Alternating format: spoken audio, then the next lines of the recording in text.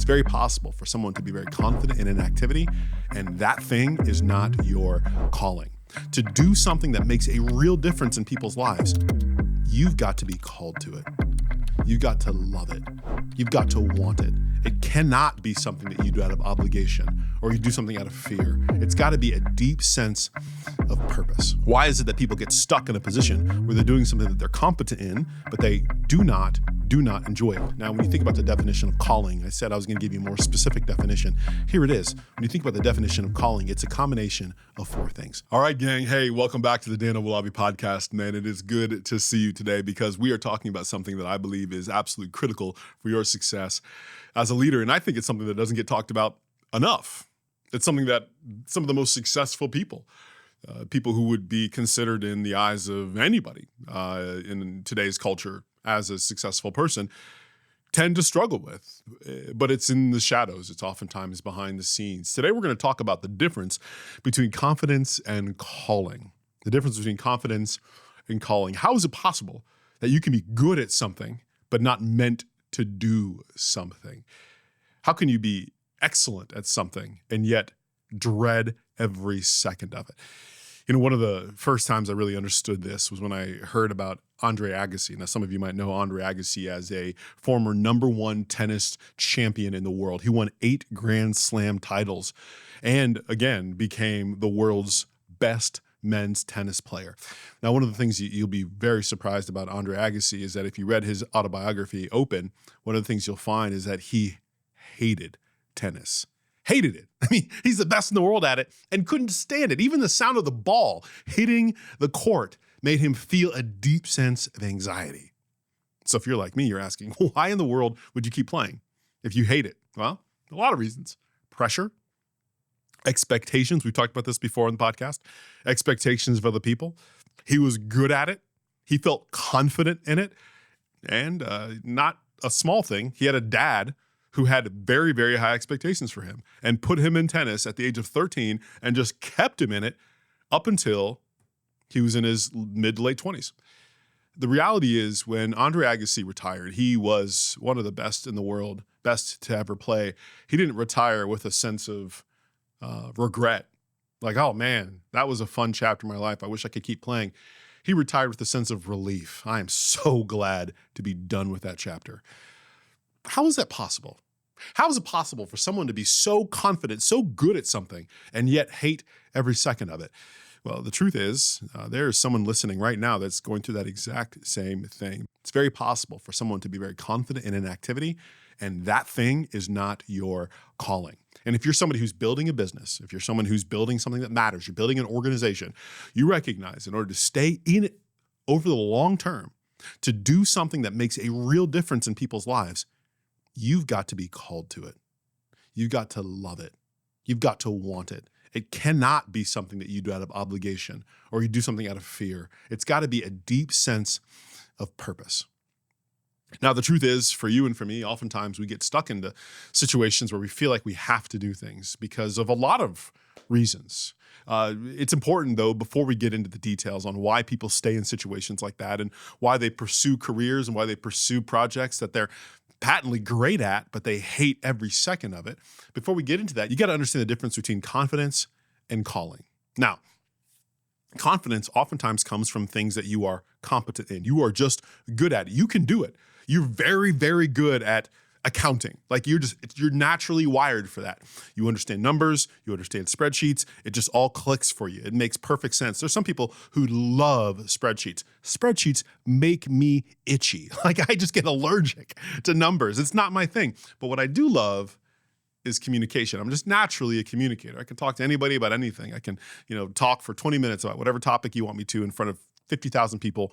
If you just told me to do it tomorrow, I could do it, right? It's a natural thing. Now, the thing that you tend to be confident in is the thing that you tend to be competent in. You have strengths and skills, and you've done it for a while, and so therefore you have natural confidence there. That does not mean that you're called to it. Just because you're competent and just because you have confidence, you can do it, doesn't mean that you are called to it. Now, calling, that's different. Calling is about internal wiring, for sure. It's about you being wired to do something. You're made to do something. And if you're a Christian, you believe that God designed you to do something that way. Calling is important. what calling is something that you, get this, love to do. And as you do it without any effort, you get extraordinary results. I'll say that again. It's something you love to do. It gives you energy. You wake up in the morning, you're like, I cannot wait to do this thing. And then when you do it, with just a little bit of effort, it gets extraordinary results. You do it and you do way better than anybody else does it. And they're struggling and you're just doing it naturally. And you're like, this is fun. I could do this all day. You're like Captain America. I could do this all day because you're enjoying it. It's fun. You're good at it. You're getting results. That is the kind of thing that I'm talking about when I say your calling.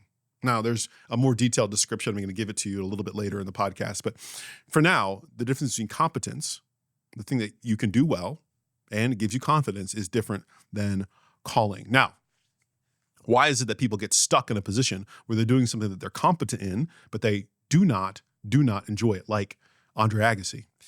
Well, there's one big reason for that, and that's oftentimes applause. Praise. When you do something and you do it for a long period of time and you're good at it, oftentimes people will give you applause. They'll tell you that you're really, really good at it. And especially when you're young, if you're doing something and you get applause for one thing, but you don't get applause for another thing, you will gravitate towards the thing oftentimes that you get applause for. You'll do it because your mom and dad told you that you were great at it, or your coach said that you were really good, or your boss said that you were really good at this. And you're like, okay, I guess that's the thing. And then you lean towards it and you start to do it more and more and more. And before you know it, it becomes, for some people, part of their identity. It's who they are. If I didn't do this, what else would I do? What's worse, if you start to become an adult, it's the thing that pays the bills, right? Like, this is what I went to school for. This is what I got trained for. My parents paid for it. And then now I'm doing it. And it's the only job I've ever had. And what else would I do? And all of a sudden you have these golden handcuffs where you are stuck in this position because it pays the bills, because it's who you are. It's because it's your identity. It's because everyone expects you to be this person.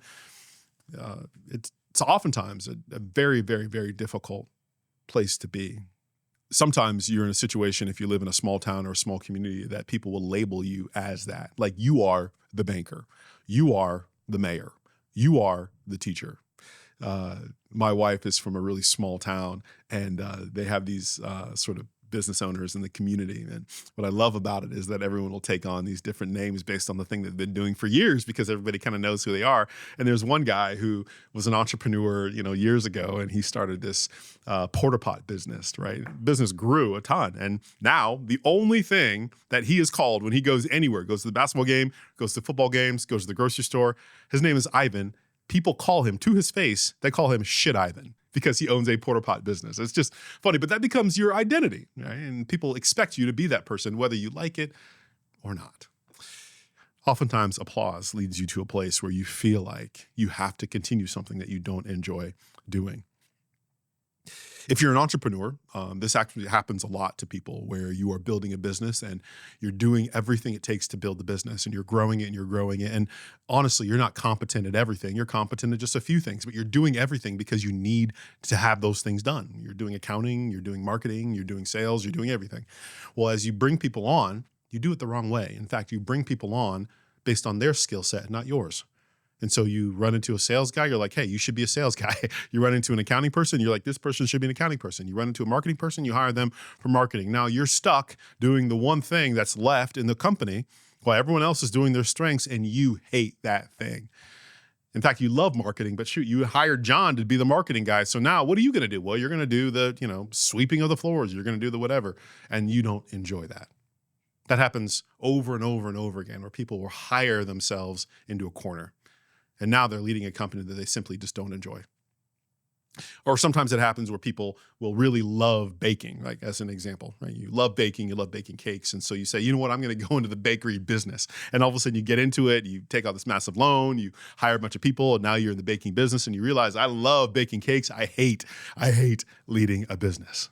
It's very, very different to bake cakes every day and then to have a bakery. Totally different. And you realize, dang it, now I'm doing something that I do not enjoy. I feel like I'm competent at it, but gosh, this isn't my calling. I think I missed it. This happens in larger organizations where, again, you're good at something. You're competent. You're somebody who's really good at accounting. And then all of a sudden you get promoted. Now you're leading the accounting department. And you can lead spreadsheets. And you can lead numbers. You're not great at leading people. It's a promotion, but it doesn't certainly feel like that. You're fine at it, but you're not called to it. It's not what you enjoy. See, what happens to people like that is that you get into a situation where you're experiencing misalignment, where what you do every day isn't adding to you and your character. It's not making the world better because it's eroding you along the way. You are getting diminished as you're doing the work day in and day out. That becomes a massive, massive challenge. The way that you know that you're misaligned is that you deal with chronic exhaustion. You know that you deal with misalignment when you deal with the Sunday afternoon blues. You ever had those before? If you ever have the Sunday afternoon blues, you know that you're in the wrong job, because when you go to bed on Saturday night and you wake up on Sunday morning, you go through half the day, maybe you go to church, and then after church is over, the rest of the day is ruined because you're thinking about Monday and you're like, oh, I do not want to go to work. This is terrible. That's when you know that there's real misalignment. Another symptom of misalignment is the fact that you experience success, but it feels very, very superficial. It feels very, very empty. You get all the applause in the world and it doesn't mean anything. That's when you know that you're doing something that you might be confident in, but gosh, that's not your calling. All right, so I just want to be real with you here. Now, on the Dan Owolabi Podcast, we want to be as honest and as authentic as possible. Calling very much sounds sexy. Follow your calling. Do your thing. Do the thing that you feel like you were made to do. It is not that easy. In fact, there's a great reason why a lot of people do not follow their calling, but they stick to what they're confident in. Now, I want to just give a quick disclaimer before we go into this next section that there are some people out there who should stick with what they're confident in, because there are people who are relying on you. You cannot just burn bridges and just walk away and be like, I'm going to do what I'm called to do, without any sort of plan or working overtime or doing extra stuff to lay a foundation. Oftentimes, you're in a tough situation, and the most loving, caring, purposeful thing is to do the best you can with what you have where you're at. Now, having said that, that likely is not you. You are likely not in that position. That is a small minority of people who are in a very tough spot that they have to stick out for a very limited amount of time. That probably is not you. The truth is, when you talk about calling, it's really sexy, and people think about it a lot. There's reasons why they don't pursue it. Oftentimes, they don't pursue it because it's dang scary. When you jump into your calling, when you do the thing that you're called to do, oftentimes you're putting yourself out there in a way that no one else around you is doing. You're not surrounded by people who are doing it. You're doing something that is uniquely designed for you to do. Now, when you think about the definition of calling, I said I was going to give you a more specific definition. Here it is. When you think about the definition of calling, it's a combination of four things. Number one, it's a thing that you love to do. When you do it, it gives you energy. You love to do it because when you do it, you feel better about yourself. You feel better about the world. You enjoy the process of doing it. So number one, it gives you energy. You love to do it. Number two, it actually solves a problem in the world. It actually fixes something. It actually addresses an issue in the world. So not only do you enjoy doing it, but other people get better because you do it. Like other people, they gain when you do it. So you are actually solving a problem in the world as you're doing the thing that you love. So you love to do it. You're solving a problem in the world, and you're good at it. You're actually getting better at it. You're doing something that actually gets better every day. You're unusually good at it. It comes easy to you. Not only do you love it and you have fun with it, but you also get better at it. Not like Andre Agassi, who, hated tennis, but he kept getting better at it. No. You actually love it and you get better at it, and it solves a problem in the world. And the fourth thing is, this one that people oftentimes overlook, you find a way to get paid for it. You can do it for a living. You can do it in a way that actually says, look, I can focus on this full time. You figured out what the world needs and what the world is willing to pay for, what you love to do and what you're good at. And you found a way to position yourself so that you can do that thing all day long. So the more you do it, the more stable your life becomes. The more you do it, the more people are helped. The more you do it, the more you love your life. That's this idea of calling. If you're a Christian, you believe God has designed you to do a very specific thing. If you're not, you know that you have skills and talents that, I don't know why I'm good at this. I'm just good at this. The more you can do that, the better off the world will be. Now, why is it that people don't go follow their calling? Because it sounds sexy, but it's really hard. You've got to oftentimes take a leap that other people aren't willing to take. You have to do things alone. You have to work hard at something for a long period of time without assurances that it's going to work out. You know that you're made to do it. You know that you're meant to do it. You know that you're called to do it. But darn it, you're not very confident in it yet. You have to get better at it over time. You might be getting better at it incrementally, but gosh, it's hard right now. I experienced this personally. I know some of you know exactly what I'm talking about. When I talk about calling and confidence, you're sitting in this exact spot right now. You've got the Monday morning blues. You've got the Sunday afternoon blues. You hate your job and you're like, gosh, I wish I could go do X, Y, Z. And when I say X, Y, Z, you know exactly what I'm talking about. I was there too. And I'm going to tell you a quick story. This is hard to say, but it's the truth. So for about 10 years, I was a pastor at a local church. Now, I'm a strong Christian. I love Jesus and I love the local church. And I loved being a pastor. It was fun. I enjoyed it. And then there was a moment when I realized that, you know what, I think there's more for me out there. But that's this weird moment, and I've talked about this before on the podcast, where I realized that I was in a job that oftentimes when you're a pastor, you're a pastor for life. Like people typically do not leave. And so if they do, they leave because something blew up. Either they stole a lot of money or they slept with someone they shouldn't have who was not their wife, or they did whatever. And so typically you stay there for the rest of your life. And so, I was in it, but I realized that I thought there was more for me. There's something else I could do. When that opportunity came, it was to start branches. It was to start an international consulting company that worked with entrepreneurs, executives, and owners all over the globe, helping them build businesses that are designed to benefit their communities. That's what we were focused on doing. And I thought, man, that is exactly what I want to do. But it meant I had to walk away from the thing that I was confident in.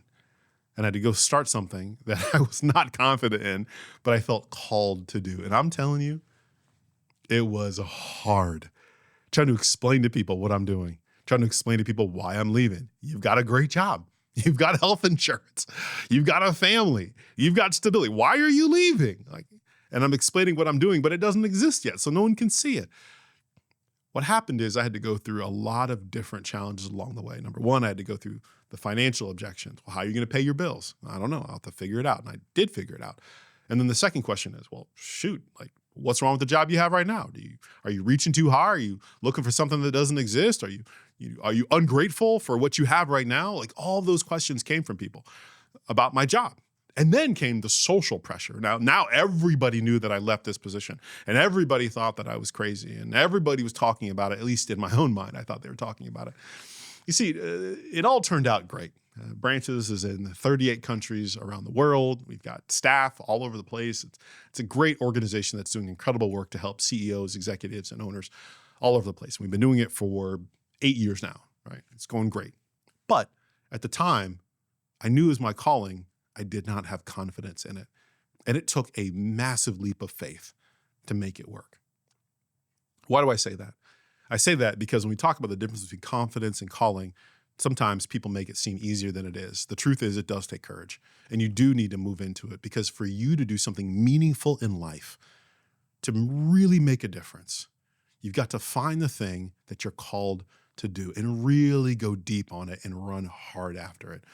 If you're an entrepreneur, you need to build a business that is designed to benefit your community. You need to use your skills to make a difference in people's lives. If you're working for a company and you're leading in any sort of capacity, you've got to find a way to position yourself where you're doing the thing that you love to do, that makes the company money, that helps a lot of people, that you get better at over and over and over again. You've got to find a way to position yourself like that, because there is a difference between confidence and calling, and your sense of joy and purpose in life depends on the difference between the two. One of the things that's crazy about following your calling, even though it leads you to a place where you don't feel confident, is that it oftentimes takes time. You have to take steps along the way. Every step you take feels uncomfortable. Every step you take feels like you don't know what you're doing, but you also know the direction you're going is the right direction, and you don't want to go back. One of my favorite stories is from a woman named Sarah. Now, she's a good friend of mine. We've been friends for years, and she found her calling and made an incredible difference in the community. But man, it was hard along the way. So you got to go back years ago, where Sarah was working in a public school, and she had a social work degree, and she loved working with kids who were at risk, and she loved helping them. And it was just one of the things that she enjoyed doing. And she knew she was confident in it.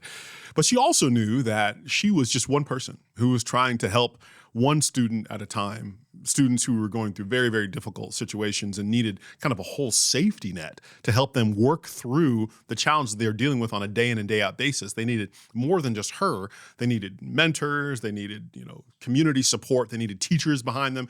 They needed all kinds of things to help them. And she was just one person who was helping. And then one day she said, you know what? I'm going to take a leap. And I'm going to do something I've never done before.